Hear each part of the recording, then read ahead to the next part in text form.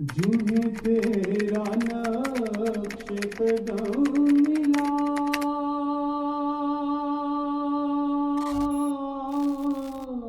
کیونکہ بہت سارے لوگ تمہیں دادا نہیں ملتے، تو ایک آدمی اللہ تعالیٰ کی طرف سے اس کو تلاش کرو جو تمہارے لیے استاد کا کام دے۔ اگر استاد نہ ملا تو تم بے استاد رہ جاؤ گے۔ بے استاد آدمی جانے سے جاہل کہتے ہیں، اور وہ تکلیف میں مبتلا ہو جاتا ہے۔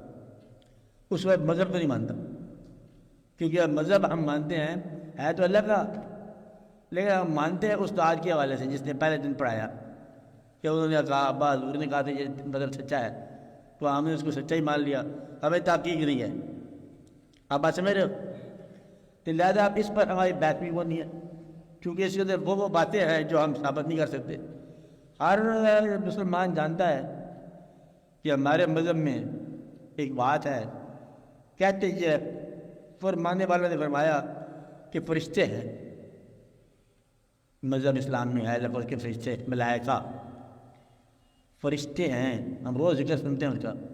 اللہ نے ملائکہ سے کہا میں انسان بنانا چاہتا ہوں، اشرف المخلوقات بنانا چاہتا ہوں، پھر اللہ تعالیٰ نے فرمایا اس کو سجدہ کرو، فرشتوں نے سجدہ کر دیا ابلیس کے علاوہ۔ اللہ تعالیٰ نے فرمایا فرشتے ہیں۔ فرشتے تب پوچھو جب تمہیں اللہ کی سمجھ آئے کہ اللہ کیا ہوتا ہے۔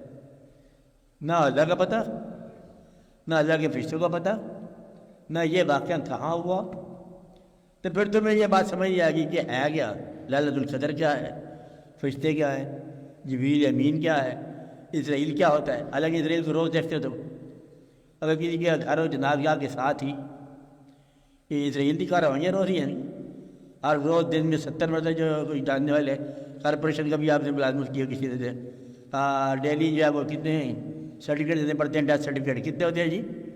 آپ بتاؤ بات سے کتنے ہوتے ہیں؟ آپ لاہور میں کتنی ہوگی گنجائش، جاننے والوں کی تعداد کتنی ہوگی؟ وہ 250-300 لگاؤ جی، زیادہ ہی لگا تھا۔ یہ روز کارروائی اسرائیل ٹانکے مارے ہو رہی ہے۔ اسرائیل ہوتا کیا ہے؟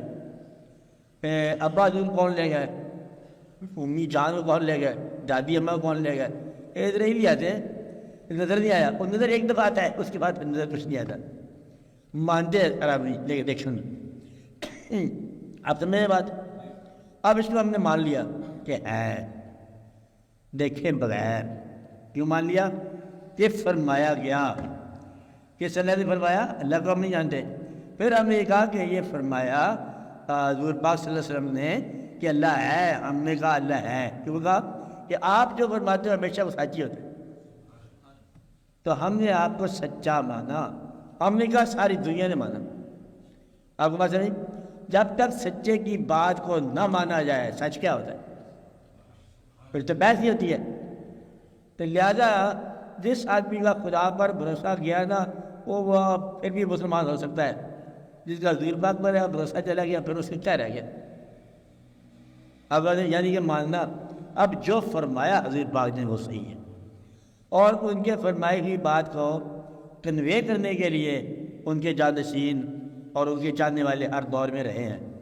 اگر کسی دور میں آپ کو ایسا آدمی نہ ملے تو آپ ہی اس بات سے معلوم ہو گئے، وہ بات چل رہی ہے، وہ تو غائب ہونے کا سوال ہی نہیں پیدا کہ وہ واقعہ نہ ہو، ہر دور میں وہ زندہ ہے۔ آپ کو سوال جہاں یہ پتہ ہوتا ہے کہ دیکھتے 2 آدمی ہیں، وہ بھی بتا رہے ہیں، وہ بھی بتا رہے ہیں، ہم کس میں جائیں؟ جو بچوں کا انتخاب کرے گا وہ اڈے پہ رہے گا، نکلنے والا نکل جائے گا۔ ابھی کہتے انتخاب نہیں کیا ہم نے، پھر تھوڑی دیر اور ٹھہر جاؤ، اور پھر وہ دوسرا آ جائے گا بھائی اسرائیل، وہ کہے گا جب تم یہاں ٹھہرے ہو اچھا کیا، میں کہا تو میں ڈوبتا جا کر ہاسپٹل وغیرہ میں، ادھر ہی آ جا۔ تو جو آدمی بس کے انتخاب میں رہ گیا وہ رہ ہی گیا۔ لہذا ہماری رائے یہ ہے کہ کسی ایک گروہ کے ساتھ کسی ایک بزرگ کی بات سن کر، چاہے وہ نفس بندی ہو، چاہے وہ دیوبندی ہو، چاہے وہ کوئی ہو، اس کی بات مان لو دل سے، اور اطاعت اس کی کرو۔ کیا کرو؟